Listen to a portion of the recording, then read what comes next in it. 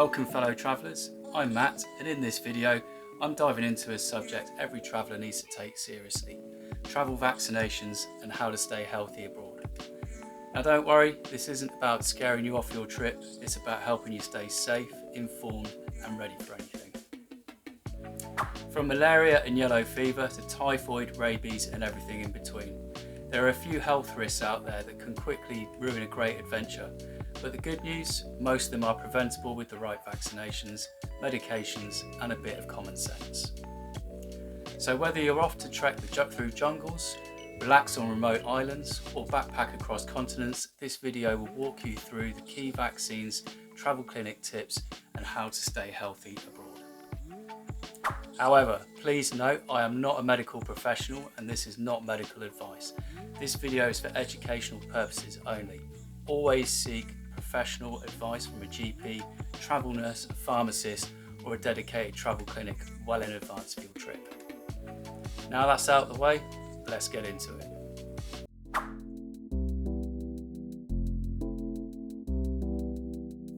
When you're planning a trip, especially to places outside of Europe or North America, it's easy to get wrapped up in flights and itineraries, but protecting your health is just as important. For UK citizens, the NHS offers several key travel vaccinations free of charge. These are some of the most common and important. Let's start with tetanus, diphtheria and polio. Are all serious diseases but preventable and covered by a single combined vaccine. Tetanus is caused by bacteria entering the body through cuts or wounds and can lead to muscle stiffness and spasms. Diphtheria is highly contagious bacterial infection affecting the throat and breathing, while polio is a viral disease that's transmitted through contaminated water or food and can also cause paralysis. Routine vaccination in the UK provides strong protection, but a booster may be needed if travelling to areas where these diseases are still present, especially if it has been over 10 years since your last dose. Typhoid is a serious bacterial infection spread through contaminated food and water, often in areas with poor sanitation. It can cause high fever, weakness, stomach pain and loss of appetite. If left untreated, it can lead to severe complications. A vaccine is available and recommended for travellers visiting high-risk regions such as parts of Asia, Africa and South America. Practicing good food and water hygiene is also essential for prevention. Hepatitis A is a viral infection that affects the liver and is spread through contaminated food, water or close contact with an infected person. It's common in areas with poor sanitation and hygiene. Symptoms include fatigue, nausea, stomach pain and jaundice. While it usually clears up on its own, it can be more severe in older adults. A safe and effective vaccine is also available and recommended for travellers going to high-risk regions.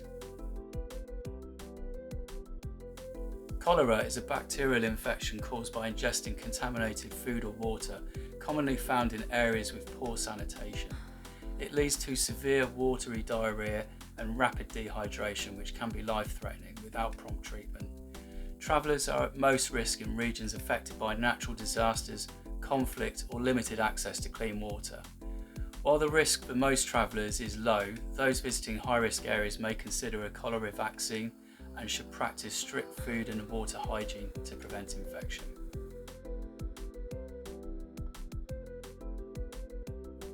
So those were the free ones on the NHS, but depending on your destination, you may need additional vaccinations that are not covered by the NHS. Hepatitis B is a viral infection that affects the liver and is spread through blood and bodily fluids, including unprotected sex, needle stick injuries and contact with open wounds. It can lead to chronic liver disease or cancer if left untreated.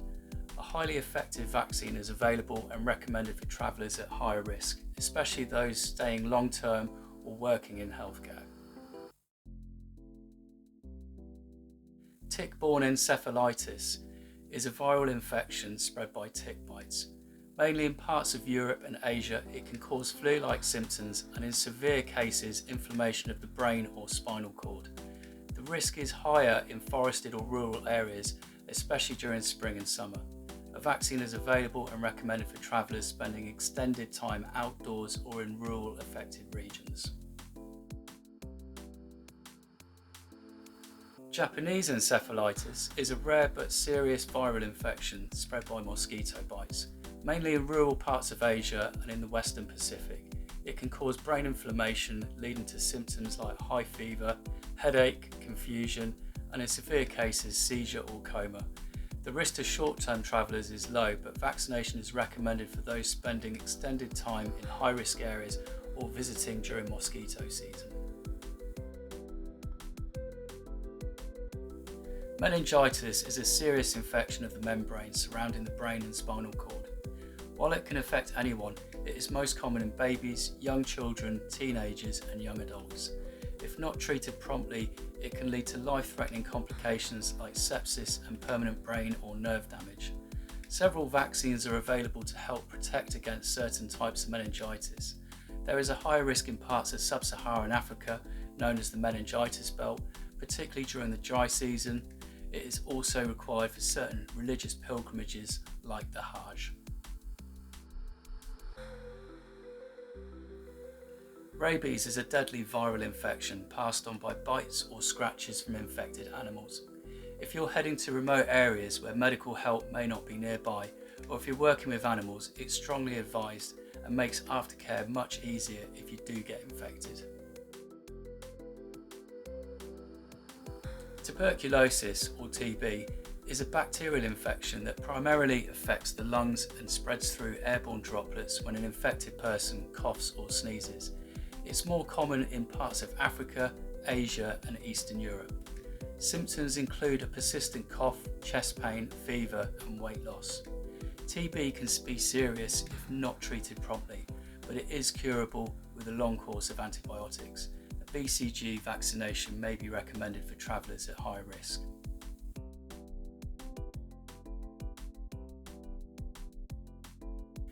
Yellow fever is a serious, sometimes fatal viral disease spread by mosquito bites. It's mainly found in parts of Africa and South America.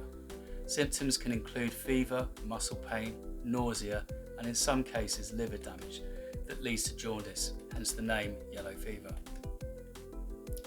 The vaccine offers lifetime protection in most people and is often a legal requirement to enter countries at risk of yellow fever, or if you have come from a country with a yellow fever risk. For example, South Africa requires proof or a certificate of vaccination if you're arriving from certain risk countries such as Uganda. Check out the link in the description for countries that have a risk of yellow fever and check official sources for up-to-date entry requirements. In the UK, the yellow fever vaccine is only available at designated centres. You'll receive an international certificate of vaccination, which is valid for life and should be carried with your passport. There's a link in the description for these centres. It can also be a good idea to have an immunisation booklet like this one, which keeps a record of what you have been vaccinated against and when, so you know when your booster is due. So ideal for everyone to make planning just that little bit simpler. Just ask your healthcare professional or travel clinic.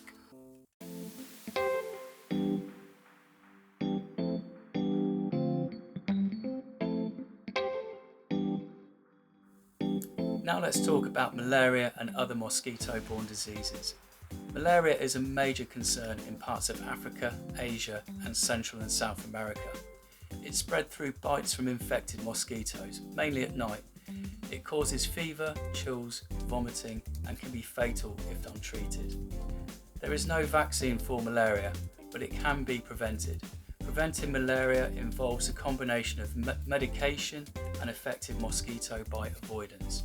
Before travelling to a malaria risk area, consult a healthcare professional at least 4 to 6 weeks in advance to determine if you need antimalarial tablets, as the type and dosage depend on the region, length of stay and your medical history. These medications don't offer full protection but significantly reduce the risk of infection and complications. In addition to medication, mosquito bite prevention is crucial. Malaria-carrying mosquitoes are most active between dusk and dawn, so wear long-sleeve clothing and trousers, ideally in light colours to cover exposed skin. Apply an insect repellent containing DEET, at least 20 to 50%. Yeah, I know, DEET is nasty stuff. I'm not a fan, and I would suggest to use it sparingly, but it does work. Citronella is a more natural alternative, but not quite as effective. At night, sleep under a mosquito net, preferably one treated with insecticide, and use mosquito coils inside and outside of your room. Staying in accommodation with air conditioning and screen windows can also help reduce exposure, but do make sure the screens are in good condition. Remember to take your anti-malarial tablets exactly as prescribed, continuing the full course even after you return home, as the parasite can linger in the body. While no method is 100% effective, combining medication with bite prevention offers the best protection against malaria. However, there are other mosquito-borne diseases to be aware of, which include dengue. Dengue is a viral infection spread by mosquitoes which mainly feed during the daytime hours. It causes a flu-like illness which can occasionally develop into more serious life-threatening illness.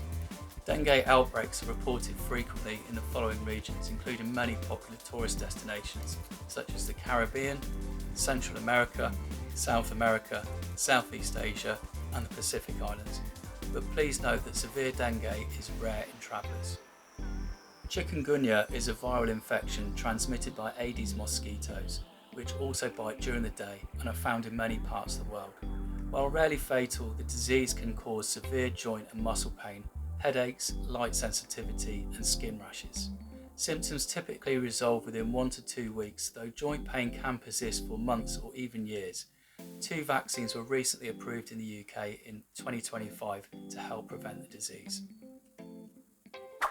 Zika virus is also primarily spread by mosquitoes in parts of South and Central America, the Caribbean, the Pacific Islands, Africa and Asia. While usually mild and harmless for most people, it can pose serious risk during pregnancy, including birth defects. It's also worth noting that if you're travelling to Africa, it's important to be aware, although the risk is generally quite low, of sleeping sickness, also known as human African trypanosomiasis. It is a serious disease caused by parasites transmitted through the bite of infected tsetse flies, which are found in sub-Saharan Africa. This is the one that I was not aware of until I was there, and I was a little unprepared. Tsetse flies are large, biting insects that typically live in rural areas with dense vegetation. Unlike mosquitoes, they bite during the day and are attracted to movement and dark colours. Bear this in mind if going on safari in areas that may have these flies, such as parts of the Serengeti. To avoid tsetse fly bites, take similar precautions to mosquitoes. Wear long sleeve, light coloured clothing and avoid dark blue or black, which attracts tsetse flies. Stay covered. Wear long trousers and long socks, as tsetse flies can bite through thin fabrics. Avoid known tsetse fly habitats such as dense bush, especially during the day. Use insect repellent, although it's less effective against tsetse flies than mosquitoes. And also inspect vehicles. Tsetse flies are known to enter moving vehicles, so check before getting in.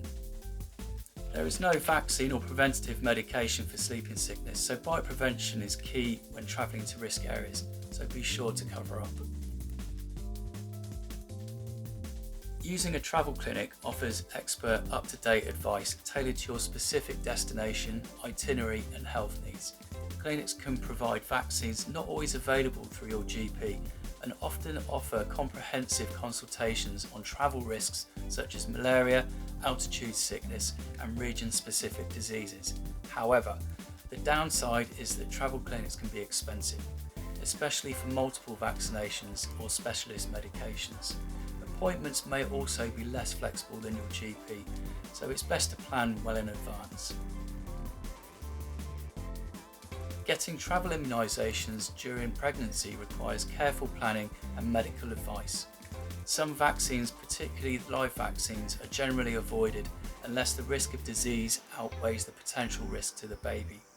However, inactivated vaccines, such as those for tetanus, diphtheria and hepatitis A, may be considered safe depending on your destination and health status. It's essential to contact your GP or travel health specialist well in advance to weigh up the risks and benefits and to ensure both you and your baby are protected while travelling. Always book a travel appointment at least 6 to 8 weeks before your departure, especially if you need a course of vaccinations or prescriptions for anti-malarials. If you become ill while you're away, seek medical help as soon as possible and don't wait for symptoms to worsen. Visit a local clinic, hospital, or contact your travel insurance provider for guidance on where to go, and always carry a copy of your insurance policy and emergency contact numbers. If you're in a remote area, try to get to the nearest hospital or city as soon as possible. For serious symptoms like high fever, persistent diarrhea, or unusual rashes, act immediately. It's also wise to keep a basic medical kit with you and to inform someone of your condition if you're travelling alone.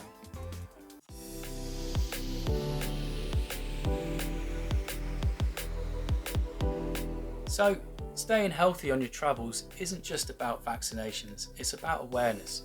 Don't wait until it's too late.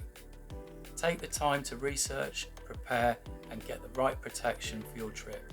It's one of the most important parts of travel planning, especially if you're heading off the beaten track. The important takeaways from this video are to be careful about the water you drink, the food that you eat, and do your best to avoid being bitten by mosquitoes and other insects. Always drink bottled water, be choosy about what and where you eat, and always use insect repellent and keep covered up in the evenings to prevent being bitten. While the risk is quite low, prevention and awareness is key, and if you start feeling ill when you're away, it is important to seek medical attention immediately. I know that some of these illnesses sound terrifying, but don't let that put you off. I've travelled to lots of places where there is a risk of catching a nasty disease, and I have not had any issues, but I went prepared. I always want to point you guys in the right direction, and I've included some really useful links in the description, so be sure to check those out. If you found this video useful, please like, subscribe and share. Drop a comment below if you have any questions or if there's a destination or topic you'd like me to cover next. Thanks again for watching, clear skies and safe roads, and I'll see you in the next one. Take care.